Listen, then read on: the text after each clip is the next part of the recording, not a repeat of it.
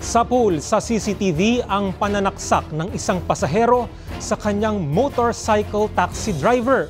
Tinutugis na ng mga otoridad ang suspect batay sa mga impormasyon sa kanyang ride-hailing app. May balitang A to Z si Ian Maghanoy.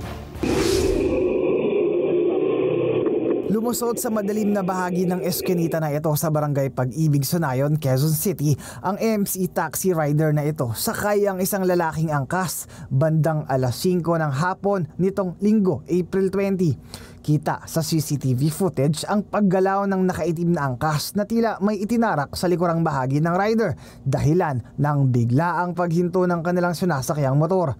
Tumba ang rider. Maya-maya pa, pwersahan itong inalis ang visor ng nakabulagtang rider kung saan sunod-sunod na pinaundayan ng saksak. Sinubukan pa ng biktima na makahingi ng tulong sa pamamagitan ng paulit-ulit nitong pagbusina. Kasunod niyan, agad na dinampot ng suspect ang motorsiklo saka minaniobra para makatakas. Ikinasa na ang isang follow-up manhunt operation laban sa tumakas na suspect. Sa investigation na isinagawa nitong Laloma Police Station, lumalabas po na ito pong suspect ay passenger nag-book online dito sa Move It driver na kung saan ay kanyang sinundo, na-pick up dito sa somewhere in Manila at nagpahatid po dito sa Quezon City. Nakatulong naman ang records ng suspect mula sa paggamit ng motorcycle ride-hailing application. Na-identify na po itong suspect dahil maliban dito sa pag-coordinate na sa Move It, sa online app na Move It na company, nag-conduct na rin sila ng backtracking.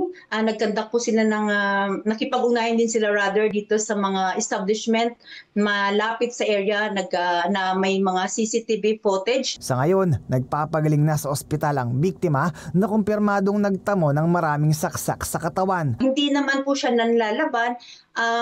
Nakahiga na lang siya sa bangketa dito sa kalsada. At yun nga, ang ating pong witness ay kaagad naman po na humingi ng saklolo dito sa barangay. Kaya po siya naidala sa hospital. Patuloy naman ang investigasyon sa nangyaring insidente. Para sa Balitang A to Z, Ian Maghanoy.